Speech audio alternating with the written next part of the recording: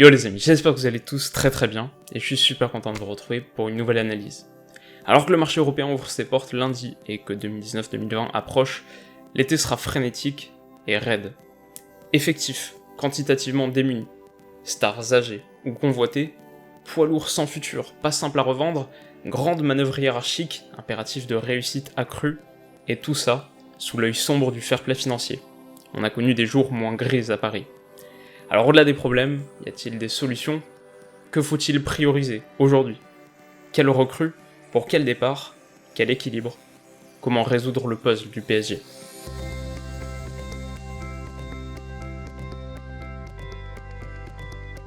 Alors avant tout, et avant de lancer les grandes manœuvres, je pense que c'est important de prendre un peu de recul pour identifier le contexte d'action parisien. Quel est le cadre? Quels sont les principes directifs qui vont guider la transformation de l'effectif? Et on peut commencer par exemple par le fait qu'une intersaison suffira pas à tout corriger.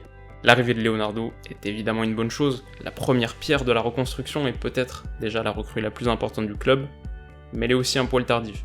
L'hiver dernier ça aurait été l'idéal, et là même tout début juin ça aurait été mieux, apparemment quelques dossiers ont déjà été ratés à cause de cette période de transition, et ça symbolise le fait que 2 mois de travail, c'est court pour traiter tous les chantiers.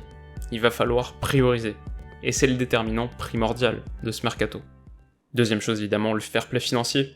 Sans être grave, la situation reste délicate et on peut gager que les achats ne devront pas trop dépasser les ventes. Troisième point, c'est que l'effectif a de la qualité mais manque avant tout de profondeur. Il faut plus de joueurs disponibles, à chaque ligne. Il faut des solutions de rechange performantes, il faut un banc qui soit capable d'amener de l'impact. Et ça c'est un principe directif super fort de ton mercato parce que si on schématise, tu vas souvent être dans une situation où il vaudra mieux abandonner la piste à 80 millions pour prendre 2 mecs à 35 ou 40. Enfin, et c'est à la fois une conséquence de ce besoin de profondeur, mais aussi et peut-être surtout de la flexibilité tactique de Tuchel, c'est que tu as besoin de joueurs polyvalents, capables d'évoluer confortablement à plusieurs postes. On commence donc avec les départs, et certains sont déjà acquis. L'échec Buffon prend fin logiquement, aucune indemnité, mais une belle économie de salaire, 9 millions d'euros sur un an, ce qui est à peu près la même somme que pour Dani Alves, dont le départ était peut-être moins souhaitable, mais acté toutefois. Moussa Diaby lui a rejoint Leverkusen il y a 2 semaines contre 15 millions. Mes cessions ensuite sont très nombreuses. Ressé n'a pas d'avenir à Paris, comme Choupo-Moting. Le contrat de Rabiot expire demain, et au-delà de la qualité du joueur, impossible de poursuivre avec lui, on perdra pas d'énergie sur ce dossier. L'équipe réserve du PSG a été supprimée, et à respectivement 19, 20 et 21 ans, Timothy Weah, contacté par le LOSC, Christopher Nkunku, entre Arsenal et Leipzig, et Stanley Nsoki doivent engranger les minutes, leur valeur marchande est d'ailleurs pas inintéressante. Trapp est revenu de Francfort, mais son prêt était concluant, il faut le transformer en transfert maintenant, à hauteur de 15 millions, même valeur environ pour Kurzawa. Oui, c'est pas l'affluence à gauche, mais son professionnalisme est hésitant, et son bail expire dans 1 an, vente obligatoire. Situation contractuelle identique pour Meunier, qui malgré ses qualités aura déjà 28 ans en septembre, alors entre le prolonger et le vendre, c'est le vendre, surtout pour une belle somme en première ligue. Enfin, reste le cas de Draxler. Pas un mauvais joueur, et plutôt un très bon, mais pas assez pour être titulaire et jamais impactant en sortie de banc. Il est un luxe qui vaut cher. Alors si Paris arrive à en tirer 35 millions, le total de ses ventes montera à 160 millions.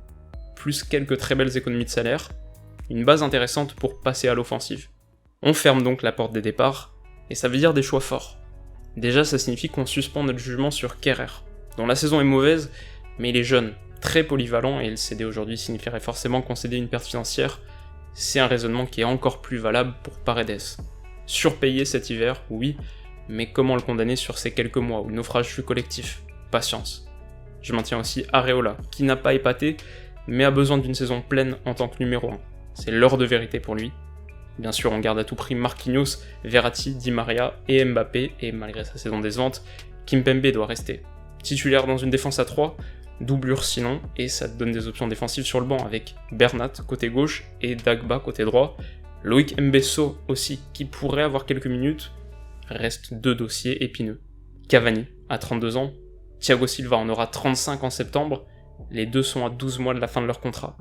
Alors d'un côté, leur performance décline, et leur fort salaire plombe la balance du fair play financier, de l'autre, ils restent dans un bon jour des contributeurs de calibre élite, et perdre 2 titulaires, c'est aussi relancer 2 dossiers très complexes, et comme évoqué en intro, il faut prioriser.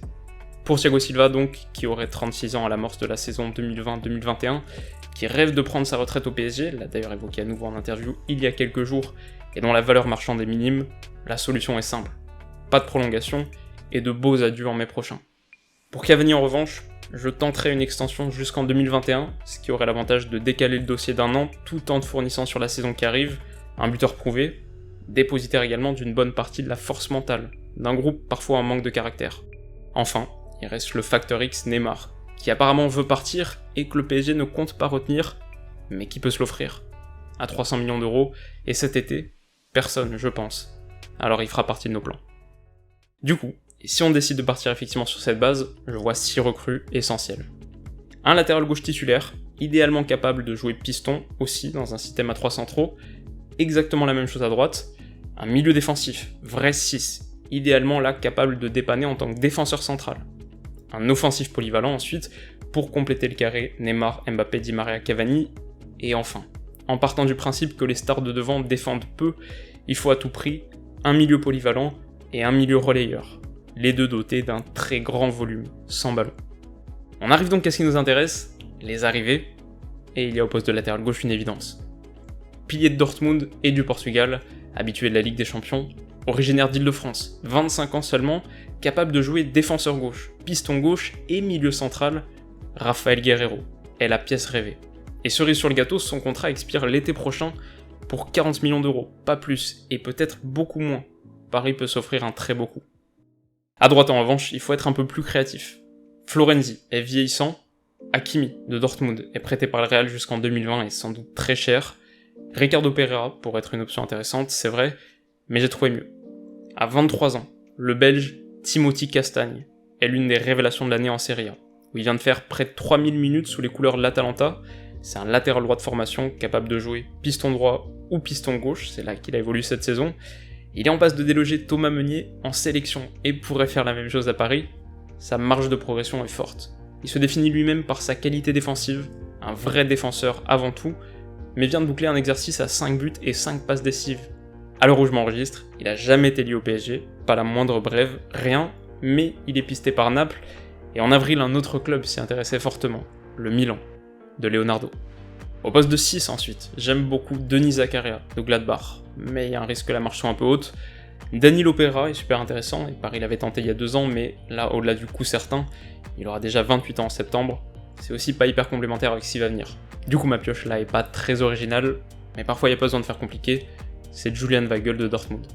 Adoré par Tuchel, excellent dans l'anticipation, 1m87, 23 ans, bonne vision, il a toutes les qualités pour réussir en sentinelle, et peut jouer aussi central. En plus son contrat expire dans 2 ans, Dortmund pense sérieusement à le céder, car il a moins fait partie des plans de Favre cette saison. On parle d'un prix autour de 30 millions. Il faut foncer, et dépasser Arsenal sur ce dossier. Pour notre offensif polyvalent, en revanche, le travail a déjà été fait, et je valide totalement l'acquisition de Sarabia, qui peut évoluer un peu partout sur le fond de l'attaque, qui à 27 ans sort de 3 saisons ultra pleines à Séville, dont la dernière à 23 buts, 17 passes décisives. Pour 20 millions d'euros, c'est une belle pioche, demandé par Tuchel en plus, rien à dire, beau joueur de complément. Niveau milieu polyvalent ensuite, on entend en ce moment beaucoup parler de Sergej Milinkovic-Savic, de la Lazio, et il est évidemment extrêmement talentueux, très technique, mais pour moi, d'une, ça manque de volume, c'est pas exactement la pieuvre que Paris cherche, et de deux, c'est beaucoup trop cher. Surtout quand t'as la possibilité de faire venir Ander Herrera, libre de tout contrat. Alors bien sûr, c'est jamais tout à fait gratuit, j'ai approximé environ 10 millions d'euros. En prime à la signature, ça pourrait être moins. Quoi qu'il en soit, c'est un très bon choix pour faire grimper les volts dans la salle des machines. Enfin, en guise de milieu relayeur très énergique, Alan était bien sûr le coup parfait. Mais comme son homologue de la Lazio, l'excentrique De Laurentiis est exigeant, et semblerait en vouloir pas loin de 80 millions. Dans le contexte qu'on a défini donc, il faut mettre fin au rêve. Mais il y a une autre piste. Capacité athlétique rarissime. Aspirateur, déménageur. Phoenix aux Spurs, Moussa Sissoko serait un atout absolu dans l'entrejeu. Et un peu cher sans doute, mais à 29 ans, pas hors de prix, surtout alors que Tanguy Ndombele arrive à Londres. Pour moi, c'est un peu la demi-folie de l'été. Il y a une prise de risque, c'est vrai, et il faut avoir confiance en le fait que sa saison dernière n'était pas une anomalie, mais si ça fonctionne, ça a le potentiel pour être l'un des plus beaux coups du PSG. Donc voilà, pour conclure, avec Guerreiro, Castagne, Weigl, Sarabia, Herrera et Sissoko, tu t'en tires à peu près pour 180 millions, ce qui est à peine plus que ce que tu as vendu, et tu as considérablement élagué pour te renforcer en qualité là où tu en avais besoin, c'est-à-dire sur les côtés de ta défense, et dans un entrejeu qui vient à peu près de tripler de volume. Alors bien sûr, il reste des faiblesses. Pas de belle doublure pour Areola, qui est lui-même pas une garantie. Le secteur offensif aurait sûrement besoin d'une ou deux recrues supplémentaires en cas de blessure. Pour autant, on a fixé en principe directif du mercato la priorisation et la contrainte du fair play financier. Là, les deux sont respectés. Par rapport aux besoins de profondeur et à la flexibilité tactique de Tuchel, tu prends aussi 6 joueurs polyvalents qui peuvent tous évoluer à au moins 3 postes différents. Tu prends du jeune, avec Weigl et Castagne, tu prends du confirmé, avec Guerreiro et Sarabia, tu prends du vétéran, Herrera, Sissoko. T'as des guerriers de partout. T'as des soldats qui bossent dur pour que le talent de devant puisse s'exprimer. Tu peux jouer dans un 4-3-3, bien sûr, avec un entrejeu que je verrais plutôt aplati, un peu comme à Liverpool. Tu peux jouer avec un double pivot pour aligner tes 4 offensifs et que ce soit Weigl-Verratti, Sissoko-Verratti, Herrera-Verratti, Paredes aussi. Le nombre de combinaisons et de complémentarités est infini. Tu peux passer à 3 derrière, avec Guerreiro et Castagne en piston, voire Bernat à gauche et Guerreiro au milieu, c'est possible. Sissoko peut jouer à droite, Castagne à gauche, rien n'est parfait en football, ok, mais là les objectifs sont respectés, c'est un recrutement cohérent et flexible. Alors si j'avais en revanche une critique à faire a posteriori, c'est que j'ai peut-être pris le risque d'être un peu trop conservateur. C'est possible que Paris ait les ressources pour faire plus, en quantité surtout, et devant surtout. Ça manque un peu de banc, quelques remplaçants feraient du bien.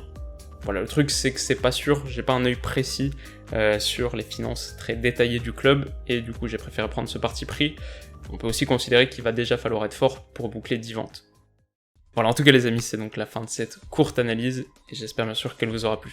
Si c'est le cas, et si vous voulez revoir ce format un peu directeur sportif, gestion de mercato sur un autre club, une autre équipe, n'hésitez pas à mettre un petit like. La dernière fois je vous disais qu'aux alentours des 10 000 pouces bleus, des choses magiques semblaient se passer, et ça s'est confirmé, puisque ma vidéo « Quelles sont les règles exactes du fair play financier ?» a effectivement fait son apparition dans les tendances de YouTube France, ce qui était très très cool, et comme d'habitude, je peux que vous remercier de votre soutien absolument phénoménal.